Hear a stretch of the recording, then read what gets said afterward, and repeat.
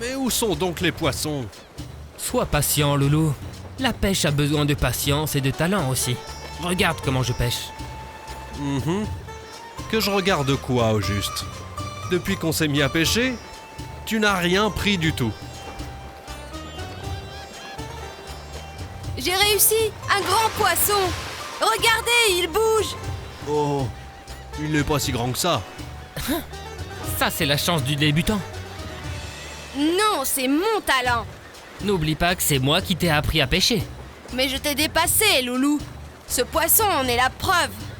Ah, j'y crois pas. Ce petit nous a devancés. Ça n'a rien à voir avec l'âge. C'est l'art de la pêche, le bon choix de la qualité de l'appât, la concentration et l'intelligence.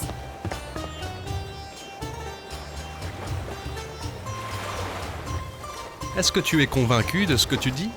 Bien sûr que j'en suis convaincue. Je suis un pêcheur talentueux de naissance.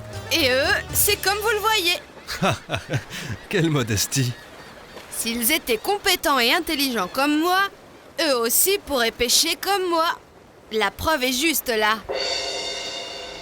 Ziad, ce poisson, c'est un don de Dieu, mon garçon. Ça n'a rien à voir avec la compétence ou l'intelligence. Vraiment? Le poisson qui est dans ta main, ce poisson est la preuve même de ce que je te dis. Si la pêche avait un rapport avec l'expérience, alors Loulou ou Morgane l'auraient pêché bien avant toi. Mais ce poisson est ton don à toi. Dieu te l'a consacré dès le jour de ta naissance.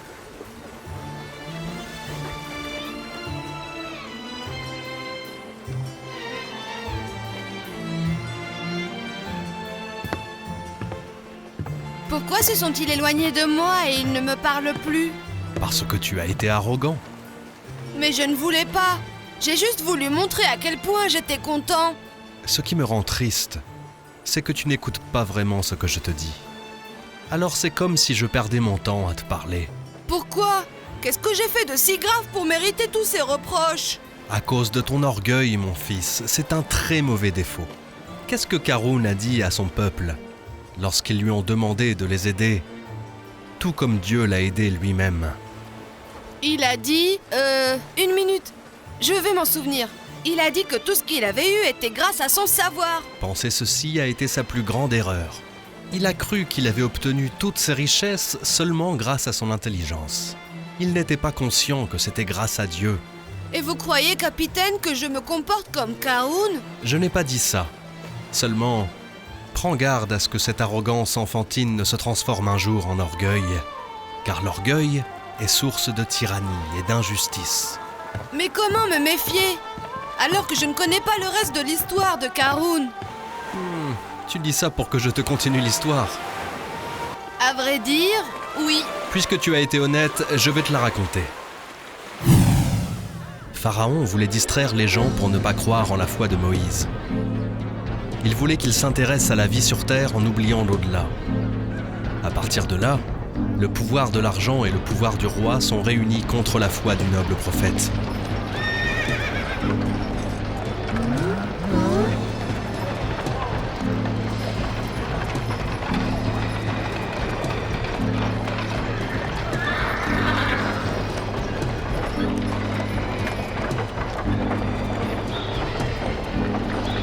Qu'est-ce que ce cortège?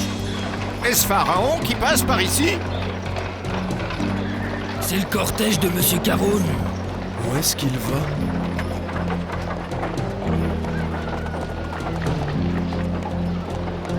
Laissez-moi passer.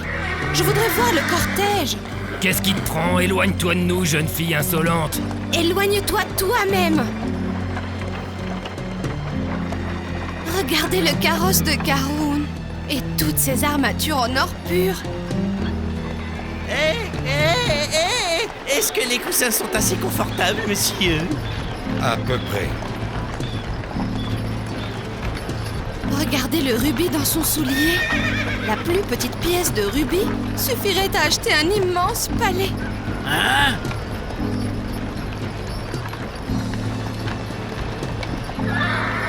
Si seulement on pouvait avoir tout ce que possède Karun. C'est un homme vraiment très chanceux. Qu'êtes-vous en train de dire? Avez-vous oublié que Karun était un infidèle? Mais enfin, nous ne sommes pas en train de parler de religion maintenant. Oui, la religion n'a rien à voir avec l'argent et les trésors. Vois de tes propres yeux. Malheur à vous. La grâce de Dieu est pour celui qui fait le bien et qui est croyant.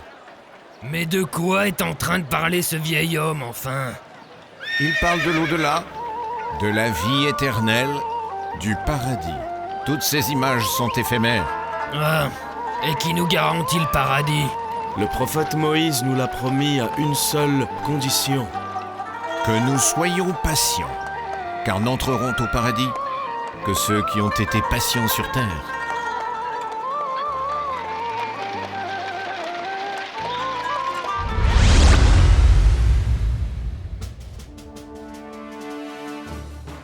Notre plan a fonctionné, Majesté. C'est un succès inattendu. Oui, les gens ne parlent plus que de l'argent de Karun, de son or et de son soulier, ainsi que des clés de ses trésors, qui sont transportés par une troupe d'hommes vraiment très puissants. Tout le monde a oublié la victoire de Moïse sur nous.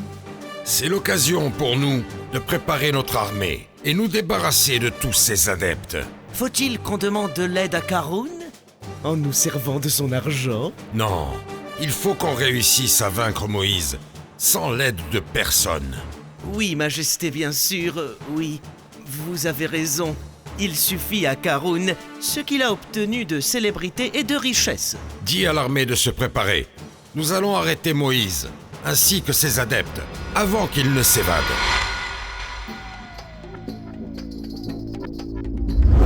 La mer s'est divisée en deux parties et Moïse et ses adeptes sont passés sans problème. Et quand l'armée du pharaon a essayé de les poursuivre, eh bien l'eau est revenue et tout le monde s'est noyé. C'est extraordinaire. Oh, c'est un vrai miracle, monseigneur. Je n'arrive pas à croire que tout le monde soit mort. Arrête de citer la mort, espèce d'imbécile. Tu ne vois pas que je suis en train de manger, Sakem?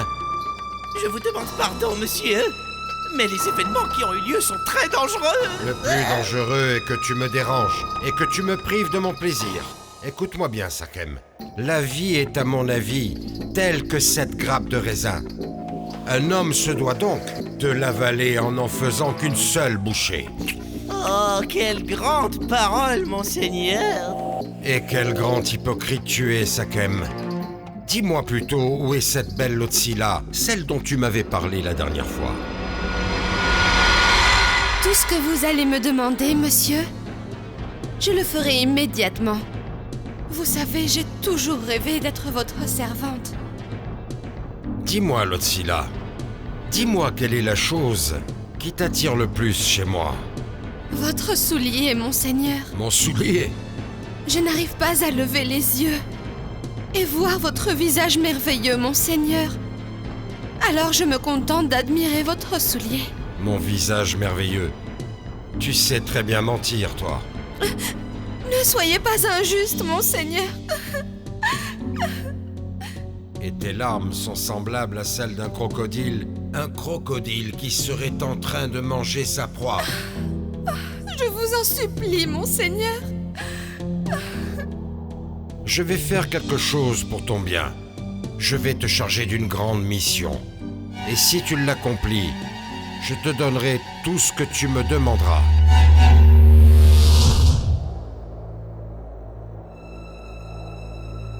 Nous marchons dans le désert de Sinaï depuis 2 jours. Je crains que nous ayons perdu notre chemin. Tais-toi! N'oublie pas que tu es censée être sourde et muette pour accomplir ta mission. Je fermerai la bouche quand nous serons proches de Moïse et de son peuple.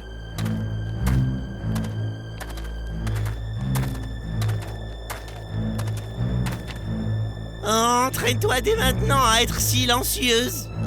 Les voilà. Voilà le peuple de Moïse. Ô peuple!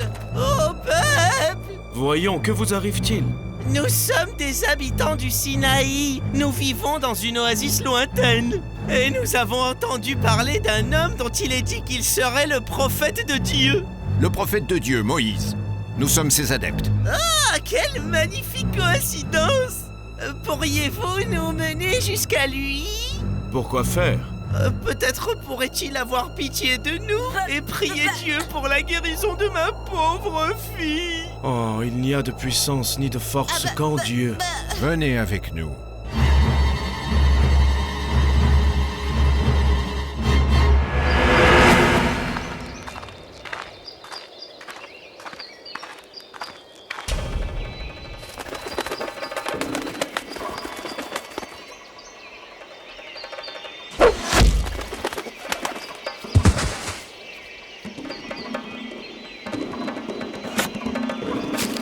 C'est très bien. C'est excellent. Jusque-là, Lotsila a réussi sa mission. Elle a su faire croire aux gens qu'elle était vraiment pauvre et malade.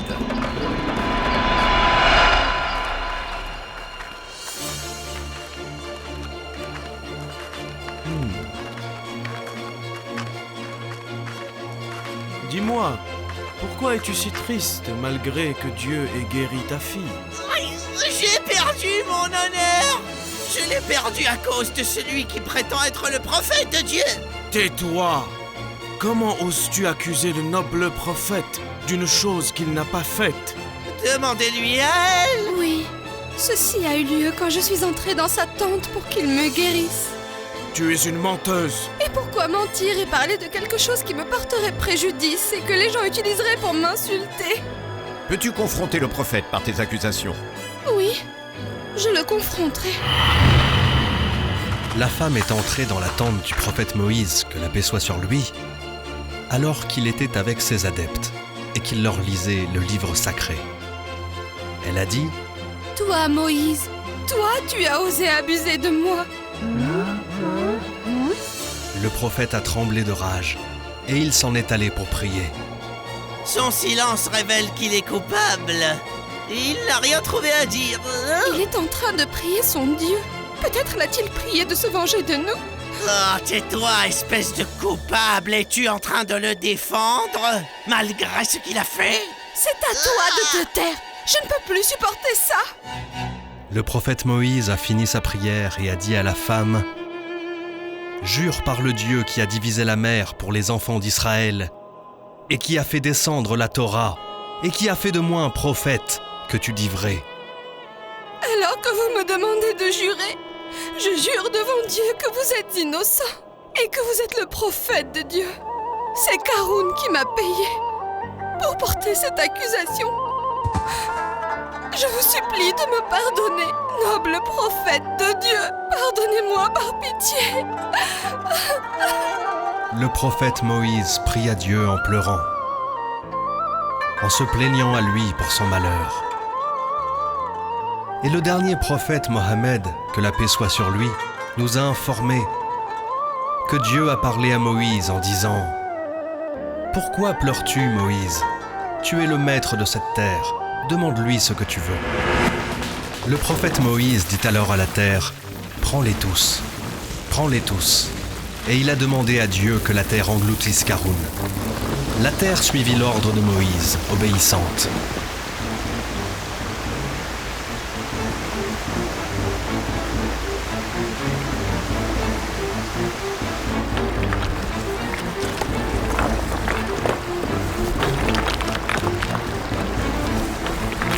Karoun est alors tombé à terre et il s'est mis à hurler: Garde! Garde! Je vous donnerai la moitié de ma fortune, ou même toute ma fortune. Mais sauvez-moi! Sauvez-moi! Pourquoi personne ne me répond? Mais tous étaient occupés par le désastre qui était en train d'arriver. La terre se détruisait sous leurs pieds. Au secours!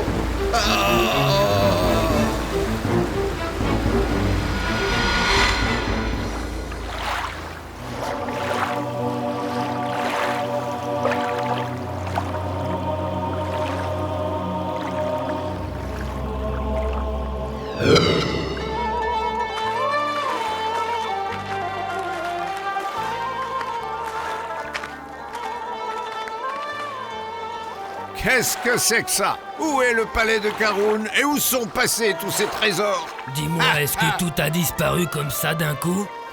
Hier, nous souhaitions tous être comme Karoun.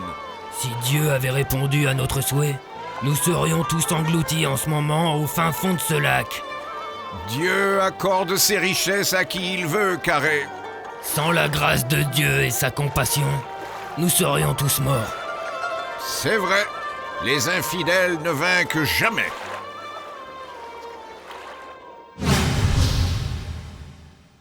Au nom d'Allah, le tout miséricordieux, le très miséricordieux. Nous fîmes alors engloutir par la terre Karun et son palais, et sa suite fut impuissante à le secourir contre Dieu. Pas plus qu'il ne put se secourir lui-même. Et ceux qui la veille souhaitaient être à sa place se mirent le lendemain à dire « Il est vrai que Dieu prodigue ses richesses ou les restreint à qui il veut parmi ses serviteurs. Et si Dieu ne s'était pas montré bienveillant envers nous, il nous aurait sûrement fait engloutir. Il est donc certain que les négateurs ne pourront jamais réussir.